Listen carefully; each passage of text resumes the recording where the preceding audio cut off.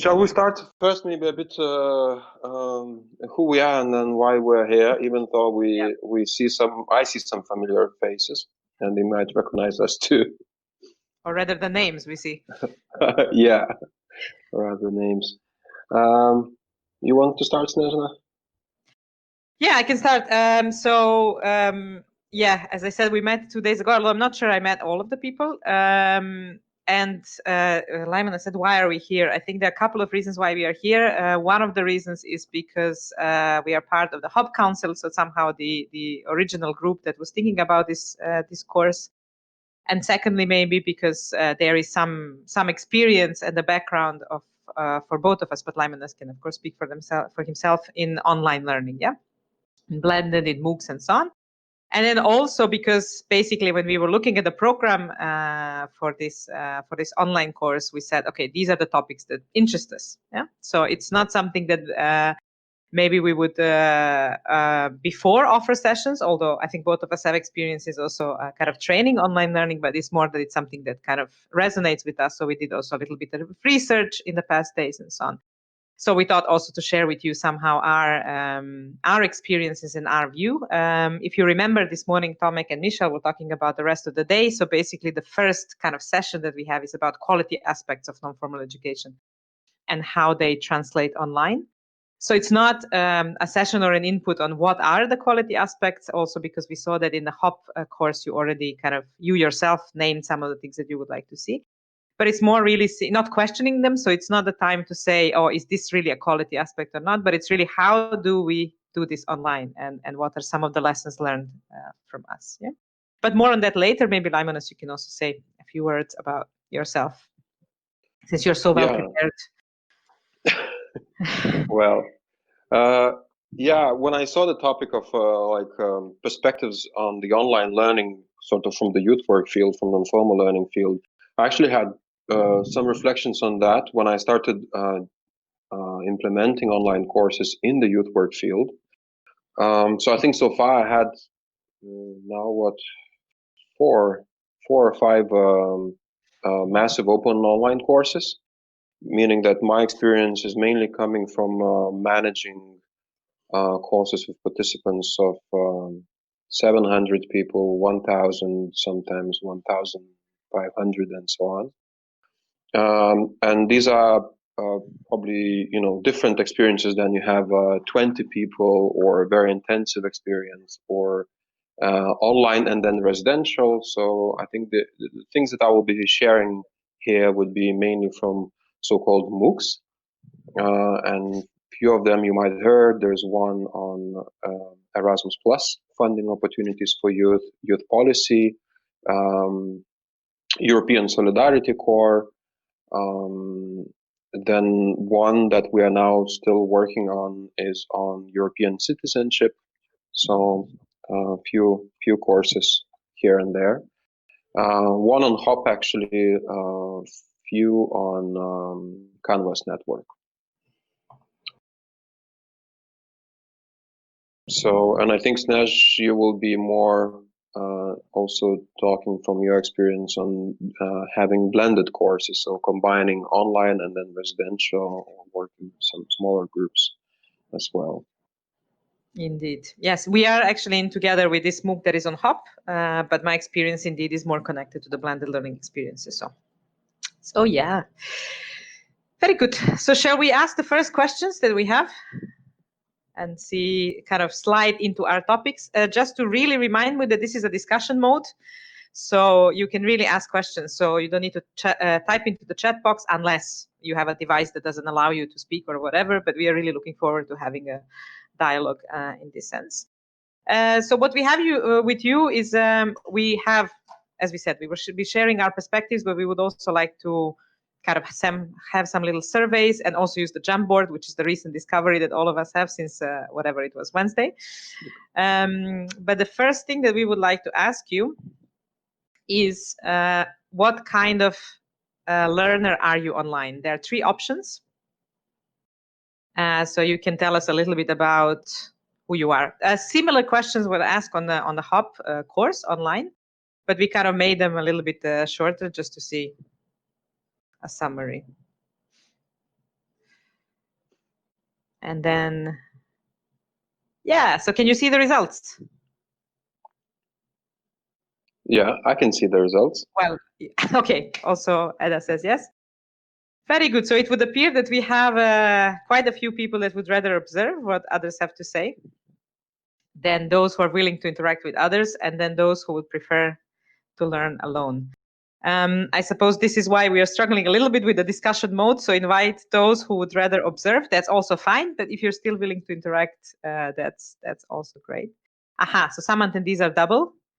Okay. I mean, we are not doing this for the research purposes, although that's a really good point. But it's just really a quick overview in a way to see. Yeah. So this is really, we asked just as a kind of quick warm up, and we will pick up on this this particular thing of, how do you behave as a learner, or how the learners in general behave, how much they participate, how much they want to stand back on later with some of the other quality principles. But it was really good to have this overview.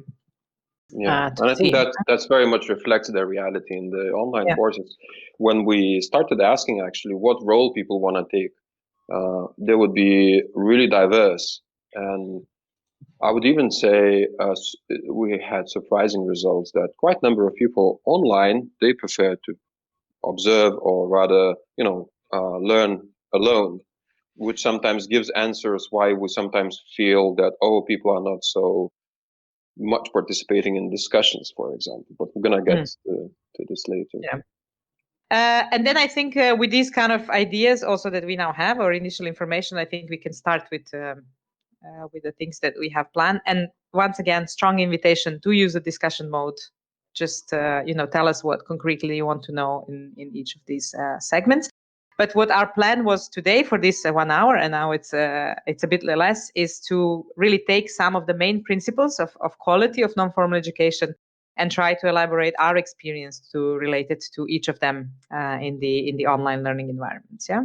So there, and not only if you have questions, but actually, because as Laimonas was saying, we see here people that are colleagues, and we know that they're doing also online work and so on. Jump in and say, well, in my experience, it was like this. Yeah, and that's even better. Very cool. So, Laimonas, you want to continue? Yeah.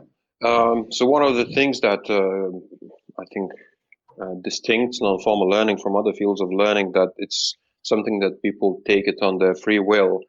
And after starting a first online course, I understood that it actually it's very close to this principle of voluntary learning, because in a way the course is out there, anyone can join it, anyone can participate on this. Usually the courses we put online in this field are for free, so it's really easy to get access. And I felt that the principle of voluntary learning is especially vivid in the online learning environment, because people come there. There are not too many restrictions in a way. They can decide when to come, when to join this course. So in terms of having this principle online, I feel it's quite it's a good environment to provide space for this principle, that really people, if they want to join it, they can do it. Yeah, because sometimes we say, okay, there is a non-formal learning opportunity there, but it's not always accessible because of many reasons. And we're going to talk about this more about when we touch the next principle of inclusiveness. So, but I feel, like that the online learning really gives a lot of chance for people to join the course on a free will. Yeah. And in this case, I feel like, it's a good opportunity, really. We lower the barriers a lot if we compare to some of residential courses where people they want to go there, but there are barriers, or they need to be selected and so on. Mm-hmm. I was trying to check the question. What do you feel? Shall I, or do you want to do it? Okay. Let me see.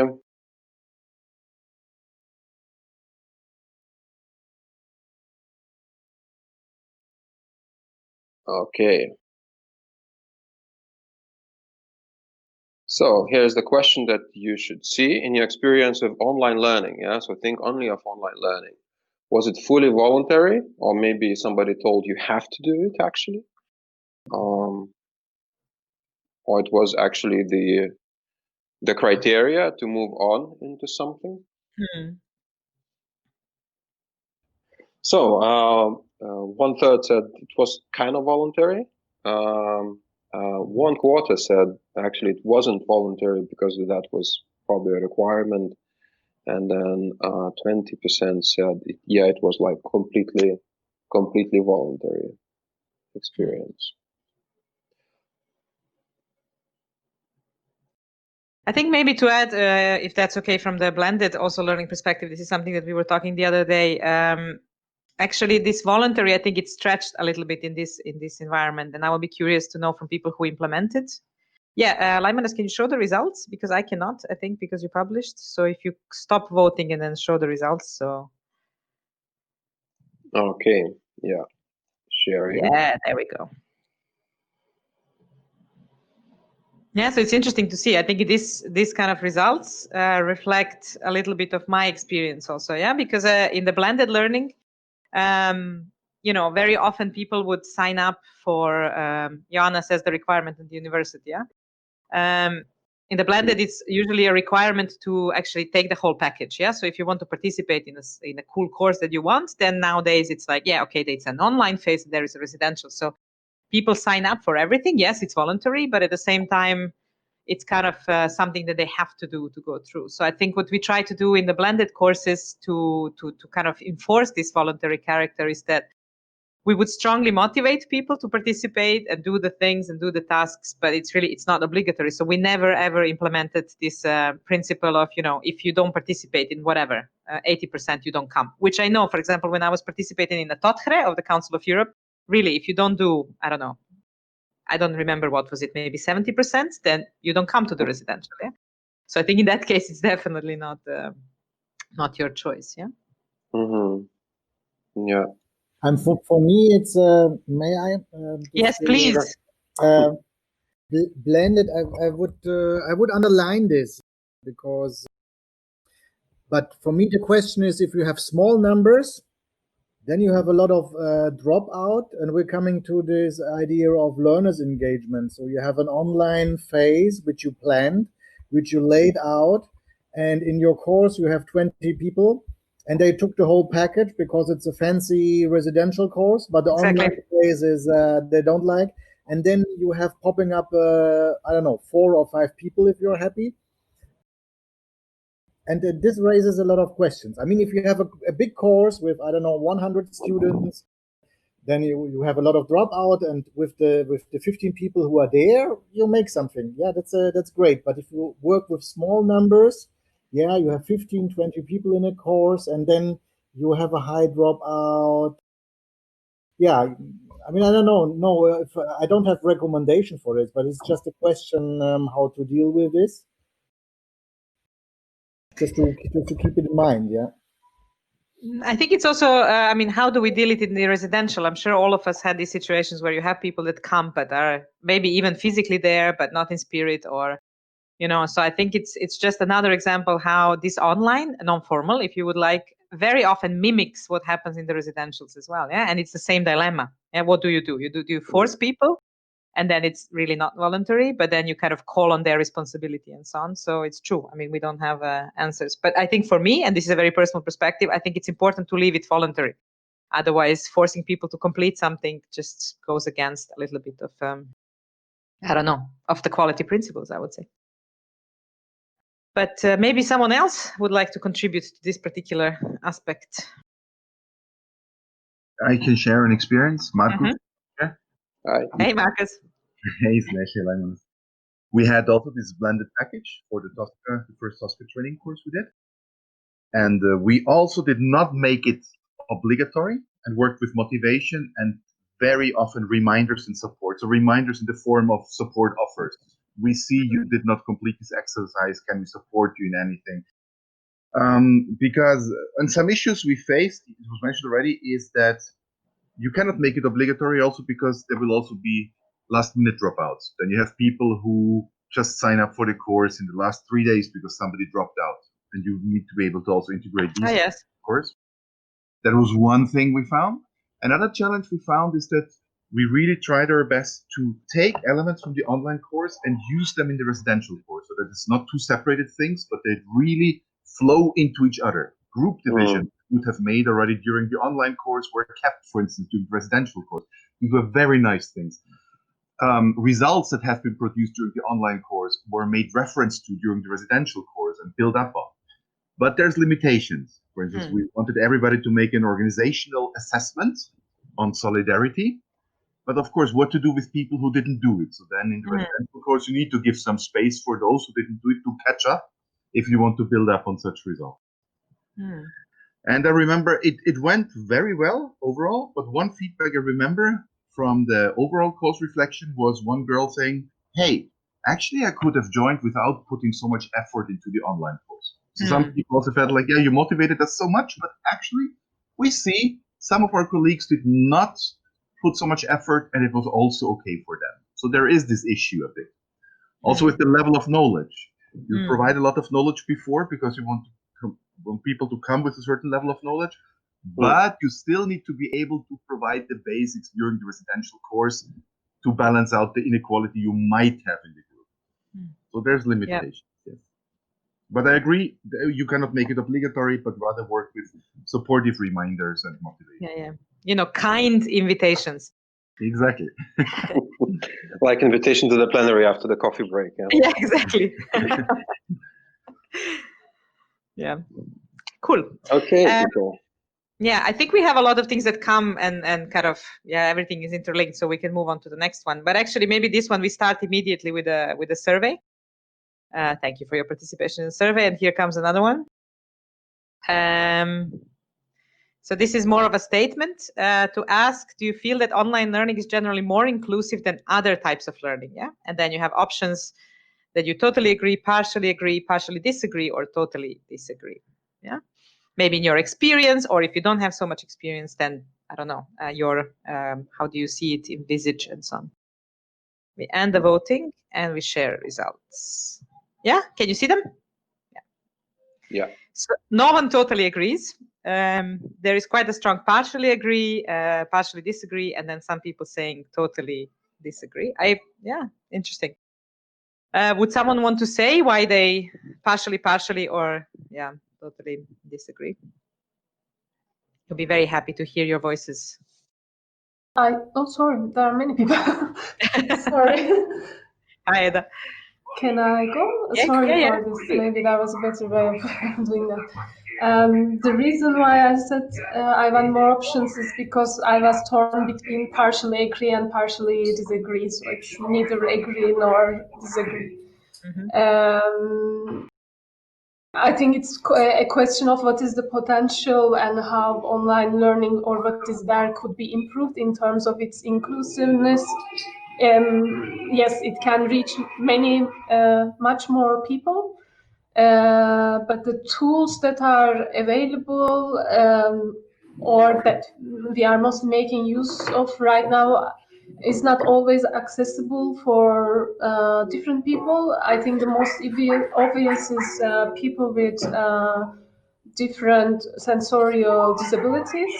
But I think it's not only that, it's also a question of having access to still resources, online resources as well, and also being literate about online resources. So it was but I put it in partially disagree, but I could have also said partially agree, because I also see it inclusive, that more people can participate. It's economically more, financially more inclusive, and it can reach more people also for time-wise. Thank you, Eda. Hi. Hi. Hello. So we have Dagna and Trisha. I think one, Shall I go? Yes, Trisha goes, and then Dagna. Thank you. I was to agree with Ada, as she said.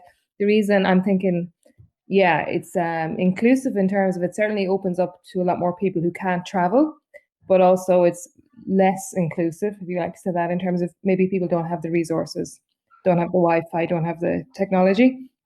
So yeah, so I partially disagreed on that. So really, it's very much what Ada had said. And nice to see you both. Thank you. Okay, we have Dagna and Sami maybe to hear, and then okay, we move on. So just short comment, I totally disagree, because to me, inclusive environment, learning environment has to be inclusive, and we can make also online environment which is not inclusive. So to me, I would not say that online learning is more inclusive than the other types of learning, because in every place we need to try to make it as inclusive as possible. That's it. Okay, so the environment per se is not inclusive or not, but it's what we do with it, yeah? Yeah. Okay, so how do we bring Sami back? Here. I'm back. For me, I was thinking more about the devices and other things. That most of the people, at least in Finland and in Europe, they have the devices, but it's like more how they know use the online platforms and that sort of things. So it's more like an educational thing. Yeah, so more about the skills to use it. Yep. Okay. Laimonas, you had quite a good few good points also in relation to MOOCs, for example, and inclusivity. Maybe you would like to share with the people. Yeah, so a few things I already mentioned. I think that when it comes to MOOCs where people kind of freely choose whether to participate or not, this is something we always try to promote and tell also to national agencies, saying, look, promote this course to anyone because there is no limit. We can accommodate thousands of people. So I think in that case, there is no application to fill in. There is no selection done, really. So in that sense, I felt running a MOOC, I'm really not adding any kind of barriers. And I remember also when building courses, we would start discussions. What is our target group? My answer would be often, well, it's anyone who is interested in the content. That's it. Yeah. Of course, we have some typical learners in mind, but at the same time, we don't really put any barriers. So people don't need to travel. It was mentioned already. People don't need to pay for it, at least for the courses we did so far in the youth work field. And there are also a few other things, like, for example, people don't have to talk in front of the group. People don't have to be very good in the language of the course. If it's English, if people don't feel very confident about it, and sometimes you see from the discussions that people maybe are not very good in English, but I can see it very often. People use Google Translate, and their contribution in discussion or their assignment was done by using some translation tools.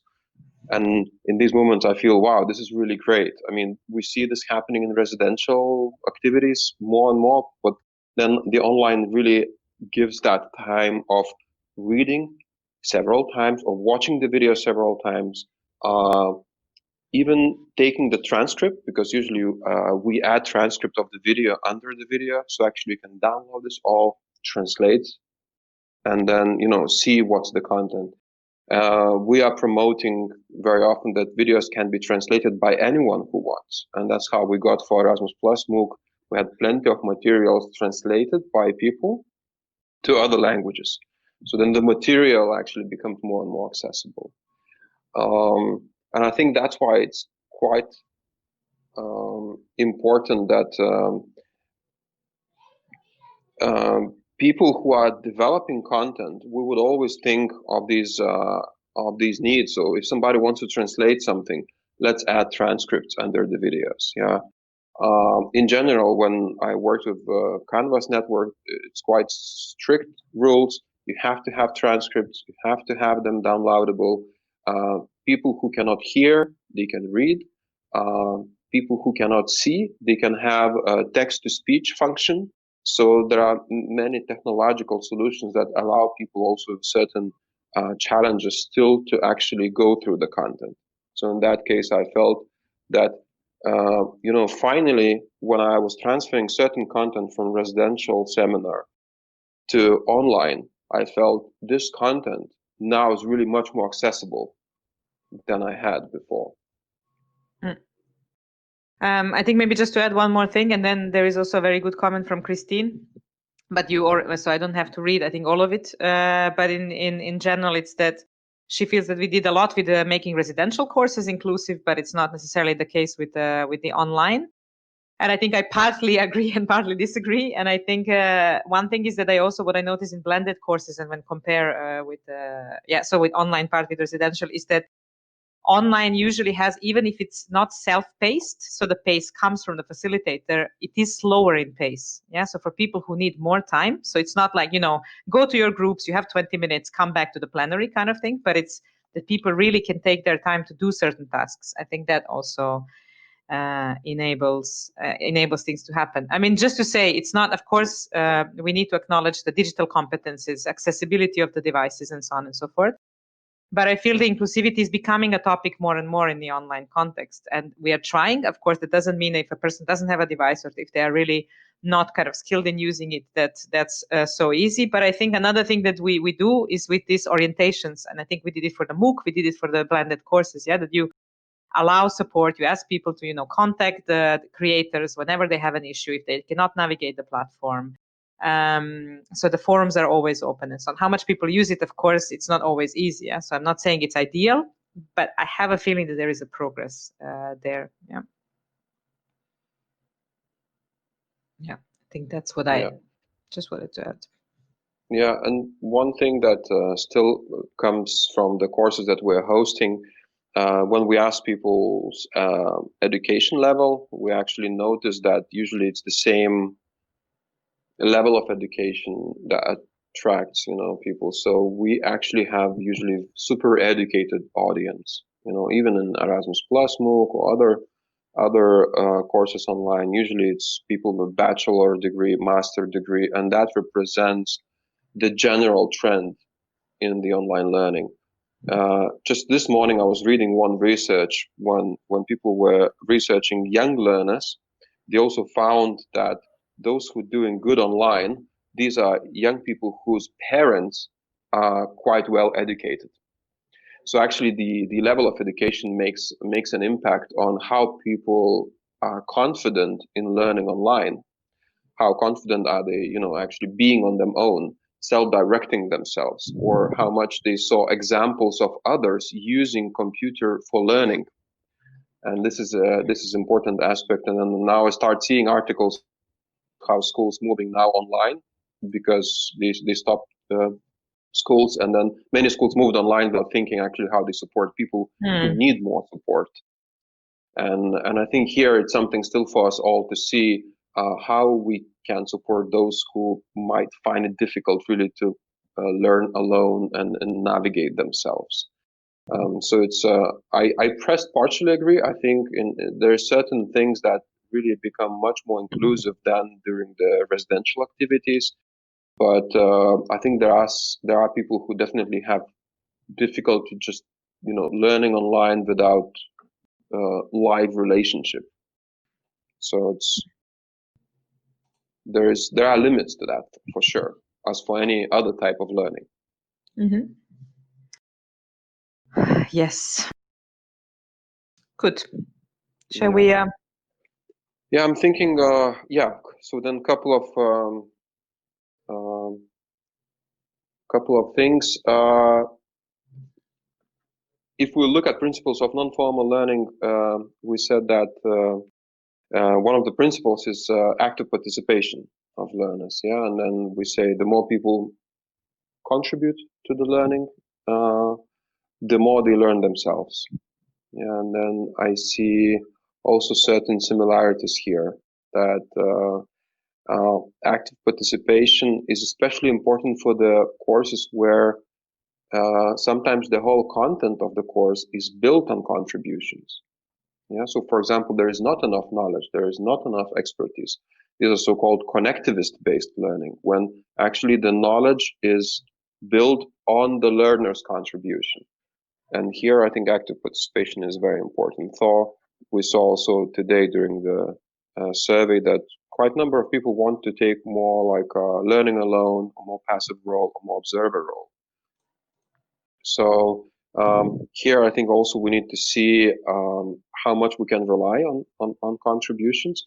But that's also important because what I felt that during online courses, we put generic knowledge, but it's very difficult to have contextualized knowledge because we don't know who are the participants coming. So we don't know their realities. And that's why having forums, online spaces, where people can contribute with their knowledge and their experiences, which are very context-based, then it gives actually a bigger diversity of a picture, like of the phenomena that is there in the course, whether it's volunteering or, I don't know, international projects or any other topic. So I think that's it matters a lot because actually contributions of people, you know, bring aspects that the course designers or the facilitators cannot bring because they come also from very specific contexts. Yeah. Just to check, any questions, anything to add before we move on? Michelle is typing. Aha, Michelle is adding a trainer's wisdom. If I suppose you want to learn something new, create a training course about it. Yeah, I mean, that's a really good point. I don't know, Michelle, if that's how you meant it, and maybe you can clarify. But for me, really just playing around and really, I mean, for example, when we have Anum here with us, and when we were doing things for the European Solidarity course, MOOC, for example, yeah, there are things that we know, but there are things that we needed to research a lot, and then we did interviews a lot and so on. So there was a lot of research involved, I think, from our side as well, and then participants as well, bringing their perspectives and contributions and so on. Yeah. It's maybe one idea. I think when I think back as when I started as a trainer, I was trying to be on the safe side. So the methods I felt comfortable with, or some knowledge I felt comfortable with, and only when I got a bit more reassured, I trusted a little bit more the process and let go and concentrated more on learners' needs. And I think if you go online, you have the same process. Yeah. So my advice would be, don't pack there, I don't know, too much knowledge. Start with a little bit less and create really a learning experience. Yeah. But don't create, I don't know, just a kind of knowledge-based course, because I don't think this is in our intention of non-formal education. But you have to realize it's maybe a matter of being in the comfort zone, because okay, knowledge is something we can handle, but the platform can handle it, and yeah. But yeah, be open and risk something. Yeah, less content. Try to make it co-created a little bit, like or in a connected way. Try to involve them. Yeah, and yeah. And open yourself also for this process. You have some supporters there, Michelle, for this agreement, and yeah, which actually really flows into our next kind of principle that we wanted to use, potentially the one that we should have started with, but not necessarily. It's about experiential learning, because people are often asking, but how do we do experiential learning online? So we have actually a question. We don't go to the Jamboards. It's just there and open. It's what kind of experiences can we offer as part of the experiential learning online? Yeah. We have some thoughts on this, of course, but if you have any ideas and you would like to share some of your things, it's time to take the mic. Yeah. So what kind of experiences can we offer? So then maybe we share some of the things, and then you. Oh wait, we have a contribution. So Michelle is very excited to be in the role of. Yeah, it's kind of. I like changing. One course which is about solidarity projects, which is a kind of a little bit of a variation of the old youth initiatives in the program European Solidarity Corps. And we have a short course which helps the people to get closer to the application form. And we have one part which is about the kind of, let's say, the kind of the needs analysis of the target group, the local environment, organization, and basically it's not very much content. It's just a way of how to do it, and the experience is go into the field and do it. Yeah, we have short interview guidelines, and we ask the people to do interviews with 5-6 people around. So what are the needs in your local environment under the young people, and come back with the results. So I think that's the learning experience. It's very introducing very little content. It's just kind of it's a 1-page A4 basically, and then go out into the field and see with what things are they coming back, and trying to put it then into the creating of the concept of the solidarity project. So that's one thing. Mm-hmm. Thanks. Thank you, Michelle. And Joanna also added it. Yeah, say Laimonas. I just wanted to ask other people maybe to tell if they already gave some practical experiential tasks for people online. Mm-hmm. I think we have Mark. Well, I don't. Yeah, Marcus. I was just thinking experiential learning cycle. So if what part can be done online? So I guess there's 3 possibilities. No, Michael mentioned one already. That you use online tools to reflect on the experience that already took place. So people have had experiences before, as Laimonas said. This depends on the context of the learners then. Or that you give a task, like Michael said. You give people a task and then do the reflection on it online, or you create experience as such online. But with this, we don't have. We gave some group tasks, of course, or we gave a task, yes, to meet with the team in their organizations, make organizational self-assessment, and brought things back to the course. But to go strongly into creating an experience online, we don't have this experience yet.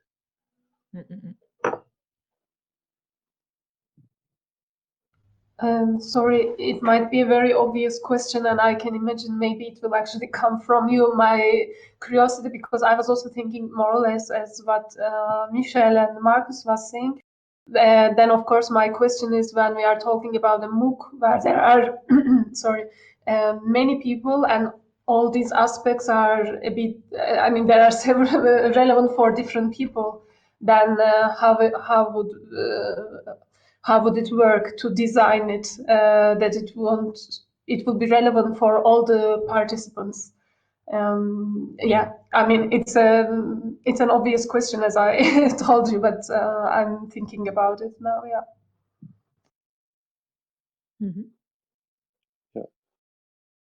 So I don't know, maybe Snežana can pick a few points that we were talking before, and what experiences we can suggest, and how we can have that cycle of experience and reflection and coming with conclusions. Yeah, we can. And maybe you can pick up with the MOOC also after. And so in terms of, I think the things that we mentioned, it's also something that, Laimonas and I actually have notes. We have pages of notes. So this is what we are referring to. But it's something that I also put in my notes when I was thinking about this. It's these, especially if you have blended courses that have more than one residential phase, as I was mentioning a couple of days ago.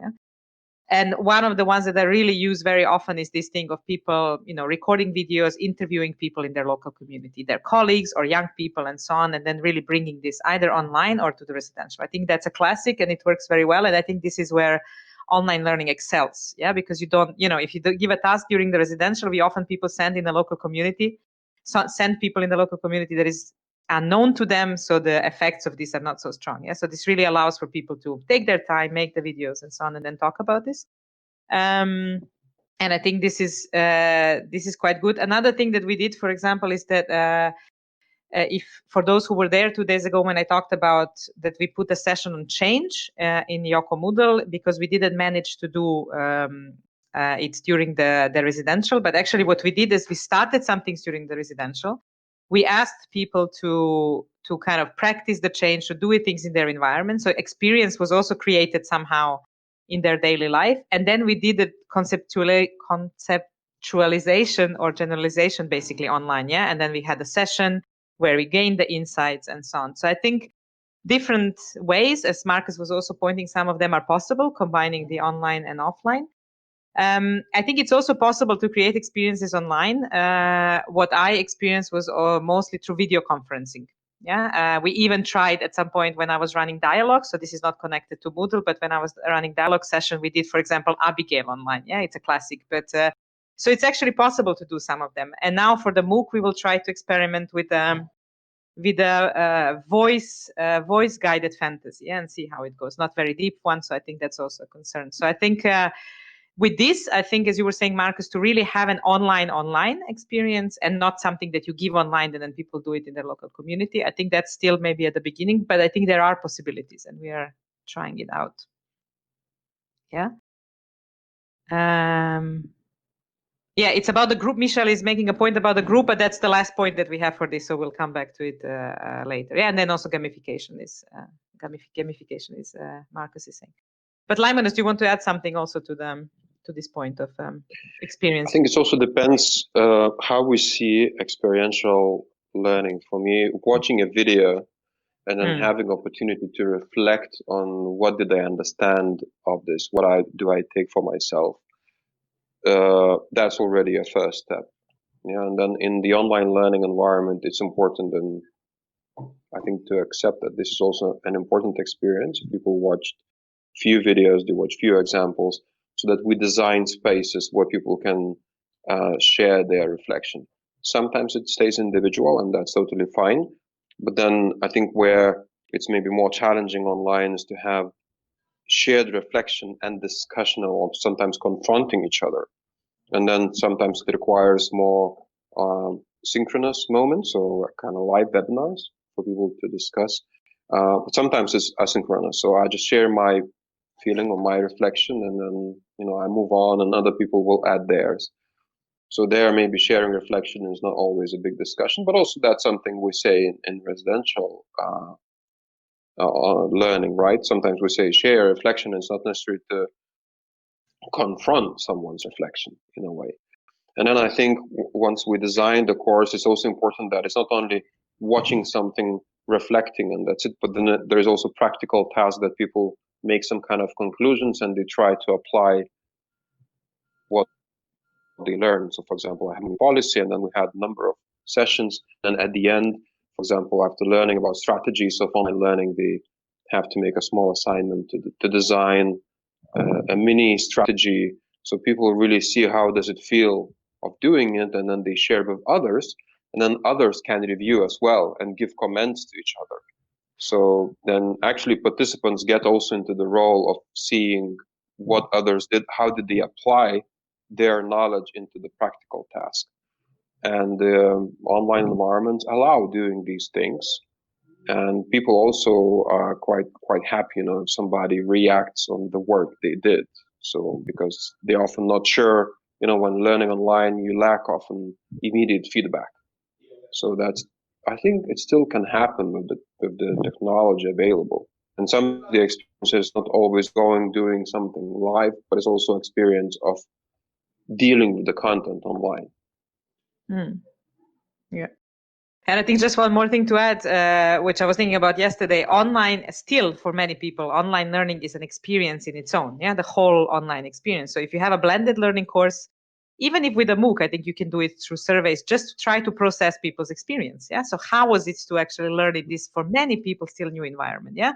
I mean, we are the two of us who've been doing online learning for years. We are still clicking around with this click meeting. Yeah. So I think it's really cool to use this, if we talk about the classic challenge and stretch zone and so on, to really try to process how is it for people and what they learn from this in the new environment. Yeah? I see people are also replying to each other on the chat. So with the groups, I see that there is a lot of discussion around the groups. So that's the last point that we wanted to tackle in this session. But you will see us again after the break. And it's also about the importance of group and group building online. Yeah.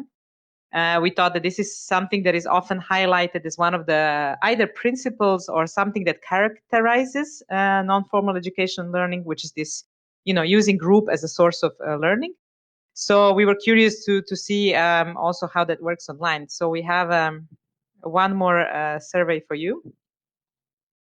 which is how important is to have a sense of the group in an online course. What do you think? Yeah. So this is what we have.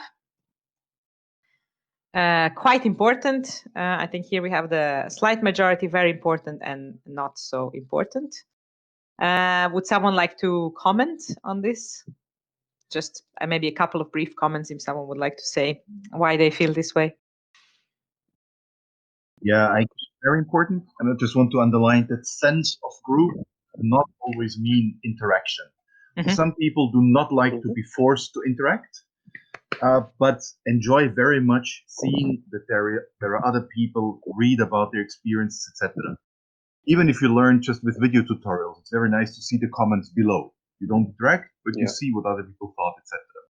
So just this point, group feeling does not always mean necessarily interaction. In that sense, I think group feeling is very important. Thank you so much, Marcus. Michelle? It's also, it depends what kind of course. I mean, I enrolled in a lot of courses on Coursera and Udemy and Skillshare just because I needed the knowledge. I needed the knowledge and I was going there. I was not interested in interaction. I wanted to have the knowledge to do some online marketing. Or I needed the knowledge to set up my LinkedIn profile or to get some project management ideas, how to monitor my project better. So this is one side. At the same time, if I think about our field, and we should make a difference there, that we make different courses. And for us, I think groups are very important. It's not only an individual learning, but there should be also the option to have some social learning. Thank you. I see Ada also raising the hand. But we have Christine, I think. Ready to speak. Christine and Ada. We can hear you! Yay! Finally. Yeah, but more or less it was the same that Michael already said. So yeah, sad. But I think it's like one of the advantages for online courses is actually that you could be kind of invisible, but still be part of the group and still learn something, and you don't have to be forced into a community. So I think some people feel comfortable with it. Maybe also as a first step, to start to starting to be a bit interactive. So I really think it's one of the advantages that you could be there as an individual and don't be forced into this community building. But then again, of course, for our courses and what we are aiming for, I think the community part is quite important and essential for what we want to achieve with our courses usually. Thank you. Thanks. Eda? Hi. Eda. I chose not so important because I read the question as a learner. For me, what is important? And I realized I replied like this, and then I read the question, thought the question again, and I realized as a person who is offering the course, I would have replied completely differently. Then it made me think a little bit. Then when I'm creating a course, then I don't take myself as a learner, maybe as criteria, or it could be because these are different targets. But I found it then quite interesting. This my inner, maybe it's not a conflict, but this different way of seeing when I look at this question from the point of view of the learner or a person who is facilitating a course or organizing it. But I think that's a very good point. Yeah, how much do we value group, and how much do we want to interact with the group, and how much do we want people that we are facilitating to be in the group? I mean, it means that if I'm organizing and I have this reflection right now, then I have to really have a good idea if there are people like me in that group who would like to do it more, maybe on their own and not much interaction. So interesting. Yeah. Thank you. Dagna also has a thumb up. I don't know, Dagna, is it for now or from before? It's a thumb up. She agrees. Sorry. Okay, she agrees. Cool. Okay, thank you for these. I think in terms of the group, I think actually I think we made the right choice to have these surveys and ask you first, because I think a lot of things were said that we anyways thought to cover. And I think one of what Marcus said first, the sense of the group, I think it's a very important thing to highlight. Yeah, because close. Because I think it also changes a little bit how we see the group. Do we need these group tasks and group to be built and so on, and everyone working together, or is it enough, or sometimes it's even more difficult to create a sense of community, that people know that the group is there, that people know that the process is taken care of, that there are experiences to be shared and so on, and that's there. And I think that's really important to highlight. I think, and this is the discussion, I think this was going between Michelle and Sami, it's about group tasks in blended learning, or actually it's not so much about blended, but it's smaller courses. I think definitely there are group tasks, and in Moodle, you can put people into groups, or they can choose groups, yeah, and then have tasks to do, yeah. So I think that's possible. And definitely what I saw when comparing blended and MOOC is that group, as we know it in the residential setting, it's more important in the smaller courses, yeah, that there is a group, that people interact, that they know each other, that they share different tasks and so on. And then there are, as I said, different options. Yeah, in Moodle you can have small groupings or give them the tasks to. I think what also enhances the sense of the group is when people are asked to bring something from their reality. Yeah? So it's not just this is my name and this is what I do, but they bring a little bit of their perspective as well. Yeah? But just a little one more thing before I pass it to Laimonas. I think what online learning gives, and I think this is something that we are becoming more and more aware in the non-formal education as such, is that there is a space for individuals as well. Yeah. And I think this online learning actually provides more than what we do in face-to-face. Yeah. So if you don't want to interact, if you just want to benefit from the sense of the group and the community, but still go on with whatever knowledge that you need to gain, or whatever videos that you want to watch or interaction, I think that's fine. And this is something that I'm trying to value more and more in the online learning. Yeah. So group, yes, but maybe more like the group is there, and then I can choose what I do with this sense of the group. I think that's quite important. Laimonas? Yeah, I felt it's quite still important to give space for people to really introduce themselves, and that's something we can do in an online learning environment. And people write either very little or a lot. In one course, I think I put criteria that you should introduce yourself, but you will see others only if you do it yourself. So a bit of, you give and get type of principle, because people usually are curious to know others, but not always are eager to say who they are. So in this case, for building a sense of group and seeing the diversity, sometimes I put that kind of requirement, you should post yourself first and then see others. And usually it gives, for me as a facilitator, gives the feeling of, wow, how global the group is in some cases when it gets to the MOOCs. And then it really depends how much people need the group for learning. In some cases, people really appreciate if they can get feedback from others. So this is also about organizing people into groups, giving assignments either to work together or get feedback from others. I think maybe in smaller groups it's easier to manage, but in big groups it's more challenging because usually it's out of all people who enrolled, around 15% taking active part, and out of these 15%, some of them they still choose to be more learning alone and as observers. So it's a tricky thing with the numbers, how big the groups you make and how not to make group too small, because if you want to have discussion in the group, you still need few people being active. So I think we had some challenges with that when it comes to really having few thousand people in the course. That's really a massive course, huh? And then cool. Yeah, so I think Sami is agreeing and saying that what makes the feeling that there is a group and there are people from different sides of the world. It's still good to know others before starting. I agree. I think it's this is why in MOOC also, and the Laimonas, I think also in your other MOOCs, there is always something that allows people to introduce themselves if they would want to, and it does bring this sense. Yeah.